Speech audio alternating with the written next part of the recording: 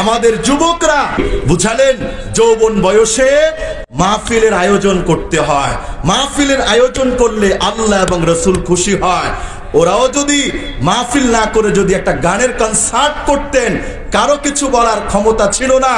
কারণ যৌবন যার যুদ্ধে যাওয়ার সময় তার, যৌবন যার বিপ্লব করার সময় তার, যৌবন যার সংগ্রাম করার সময় তার। সেই যুবকরা গানের আসর না করে ওয়াজের আসর করে এটা বুঝালেন শাবাবাকা কাবলা হারামিক, বৃদ্ধ হয়ে যাওয়ার আগে তোর জওয়ানি কালকে আল্লাহর জন্য ব্যয় কর। তার মধ্যে এই মাহফিলটাও সেটার একটা অংশ। যুবকরা আজকের এই আয়োজন করেছে। এই আয়োজন করতে গিয়ে কত কষ্ট, কত পেরেশানি তাদেরকে সহ্য করতে হয়েছে, এটা কল্পনা করা যাবে না। ভালো কাজের সমালোচনার লোক অভাব নেই। আপনি একটা ভালো কাজ করবেন, দেখবেন দোষ ধরার লোক অভাব নেই। কথা কয় না কেন? এলাকার মানুষদের দোষ যাই আছে, সব দোষ মিলাইয়া ইমাম সাহেবের দোষ, সব পুরো এলাকার মানুষের দোষ যা আছে সব দোষ ওই মাদ্রাসার হুজুরের দোষ। ঠিক না বেঠিক কথা বলে? কেন? যে যত ভালো তার দোষ ধরার মানুষের অভাব নাই, ঠিক না?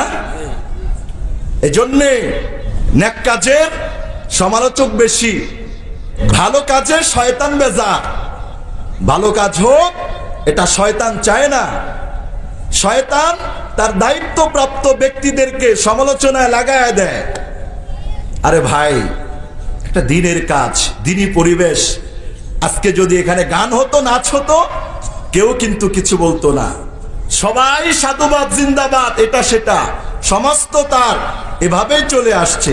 যে সমস্ত যুবকদের আয়োজন উদ্যোগে আজকের এই মাহফিল, যাদের সমর্থনে, যাদের সহযোগিতা, যাদের সাহায্যে, আপনাদের আন্তরিকতা মাহফিলকে এ পর্যন্ত আল্লাহ আনার তৌফিক দান করেছে। আমি আজকের আয়োজন থেকে সবার জন্য করজোরে দোয়া করছি, আল্লাহ পাক যেন সবাইকে, সবার আব্বা আম্মাকে, ময়মুরব্বীকে আল্লাহ তাআলা চিরজীবনের জন্য যেন মাফ করে দেন। সবাইকে যেন আল্লাহ তাআলা ওলিয়া উলিয়া, গাউস কুতুব, আবদালদের দফতরে এদের নামগুলো আল্লাহ তাআলা লিপিবদ্ধ করে দেন। এই যে আজকের এই সুন্দর জান্নাতের বাগান, এটা কি নেক কাজের সহযোগিতা না বদ কাজের? হালাল কাজের না হারাম কাজের? নেক কাজে সহযোগিতা করব সারা জীবন, প্রতিজ্ঞা করি, প্রতিশ্রুতিবদ্ধ হই, অন্যায় কাজে সহযোগিতা করব না। মাহফিল এটা সহযোগিতার হাত বাড়িয়ে দেওয়া, পরামর্শ দিয়ে এটাকে সাফল্যমণ্ডিত করা। এই মাহফিলটা করতে গিয়ে যারাই পরামর্শ দিয়েছেন সওয়াব পেয়ে যাবেন। আল্লাহ না করুক কারো যদি বিরোধিতা থাকে, তাই তো সওয়াবের কোনো প্রশ্নই আসে না। একটা হাদিসের কিতাব আছে সহিহ আত-তারগীব ওয়াত তারহিব। এই কিতাবের মধ্যে একটা হাদিস আসছে, হযরত আব্দুল্লাহ ইবনে আব্বাস রাদিয়াল্লাহু তাআলা আনহুমার বর্ণনা। রাসূলুল্লাহ সাল্লাল্লাহু আলাইহি ওয়াসাল্লাম বলেছে, ইগতানিম খামসান ক্বাবলা খামসিন, হে আমার উম্মত, পাঁচটা মুসিবত আসার আগে পাঁচটা নেয়ামতের মূল্যায়ন করো। তার মধ্যে সর্বপ্রথম হলো শাবাবাকা ক্বাবলা হারামিক, দারিদ্রতা আসার আগে যৌবন কালটাকে আল্লাহর কাজে ব্যয় কর। ওয়াসিহহাতাকা ক্বাবলা সাকামিক, 2 নম্বর অসুস্থতা আসার আগে সুস্থ জীবনকে আল্লাহর কাজে ব্যয় কর। 3 নম্বর ওয়াফারাগাকা ক্বাবলা শুগুলিক, ব্যস্ত হয়ে যাওয়ার আগে অবসর সময়কে মূল্যায়ন কর। 4 নম্বর ওয়াগিনাআকা ক্বাবলা ফাকারিক, দারিদ্রতার পূর্বে তুমি তোমার ধনাঢ্যতার মূল্যায়ন করো। 5 নম্বর ওয়াহায়াতাকা ক্বাবলা মাউতিক, মৃত্যুর আসার আগে এই জীবনটা আল্লাহর জন্য কবুল কুরবানি করার চেষ্টা করো। কয় জিনিসের আগে কয় জিনিসের মূল্যায়ন? 5 জিনিসের।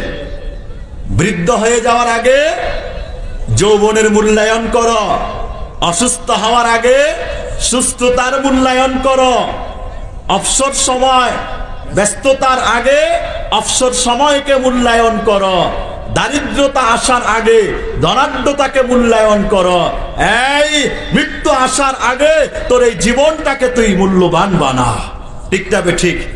আমাদের যুবকরা সেই আয়োজন করেই বুঝালেন যৌবন বয়সে মাহফিলের আয়োজন করতে হয়। মাহফিলের আয়োজন করলে আল্লাহ এবং রসুল খুশি হয়।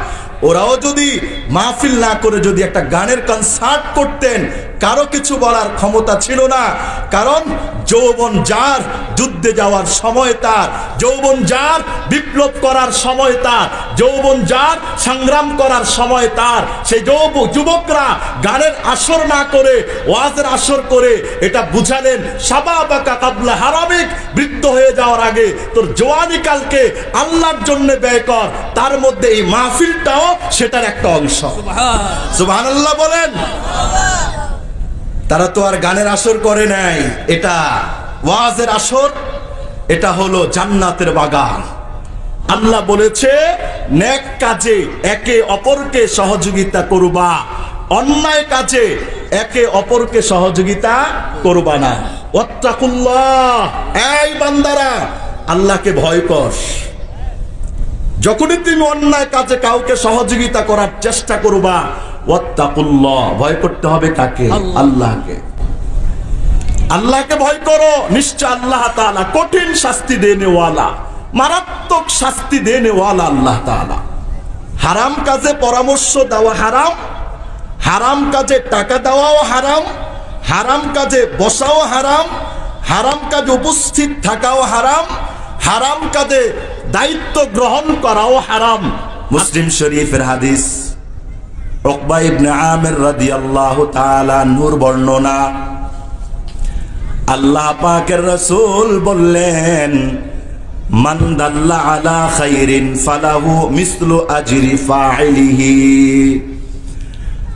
আল্লাহ তাআলা বললেন, কোন বান্দাকে ভালো কাজের দিক নির্দেশনা যদি দেয়, আল্লাহ তাআলা ওই ভালো কাজ করনেওয়ালার সওয়াবটা দিক নির্দেশনা দেনেওয়ালার আমল নামায় লিখে দেয়।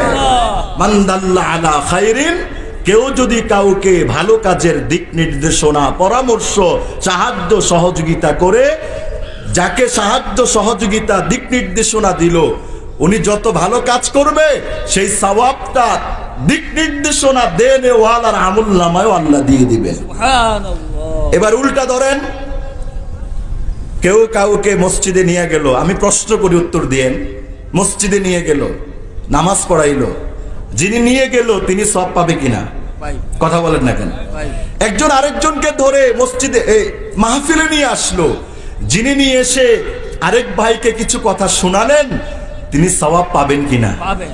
কথা বলেন না কেন? পাবেন না? আমি যে বয়ান করছি আপনারা শুনছেন, যা সওয়াব আমি আপনি কামাচ্ছি, এই সমস্ত সওয়াব স্পেশাল ভাবে যারা উদ্যোক্তা আয়োজক ছিল তাদের আমলনামা আল্লাহ তাআলা দিয়ে দিবেন। কি মনে করেন ভাই? সওয়াব কত দামি জিনিস। আর যদি টাইনা নিলাম, আয় ওই জায়গায় গান চলে, চল, খুব ভালো লাগবো, বেটা এনার্জি আসবো, তারা নিলাম, 5 ঘন্টা বসাইলাম, ও তো গান শুনতে শুনতে অজ্ঞান হয়ে গেছে, এত ভালো লাগছে তার। ওই বেটা গান শুনা যত গুনাহ কামাইলো, আমি যদি নিয়ে যাই তাকে, আমি কি সওয়াবের মালিক হব না গুনাহের মালিক? গুনাহের মালিক। কথা বলেন না কেন? একজন জুয়া খেলতেছে, আমিও শরীক হইলাম, তাস খেলতেছে হারাম, আমিও শরীক হইলাম। কথা বলেন না কেন? তাই না? ঘরের মধ্যে আমি টিভি চালাই দিলাম, আসেন সবাই, যার যার আসে, সিনেমা নাটক যা যা সব দেখেন। হাজারো মানুষ যদি এই হারাম কাজগুলো দেখে আর শুনে, তাহলে যিনি মালিক সবার কবিরা গুনাহ তার আমলনামায় আগে যাবে, স্পেশাল। ঠিক না? সব গুনাহ তার আমলনামায় যাবে। এটাই তো বুঝি না আমরা। নেক কাজ কিভাবে কামাবো এটা বুঝি না, কিন্তু গুনাহের কাজে আমরা খুব সচেষ্ট আছি, প্রতিযোগিতা দিচ্ছি।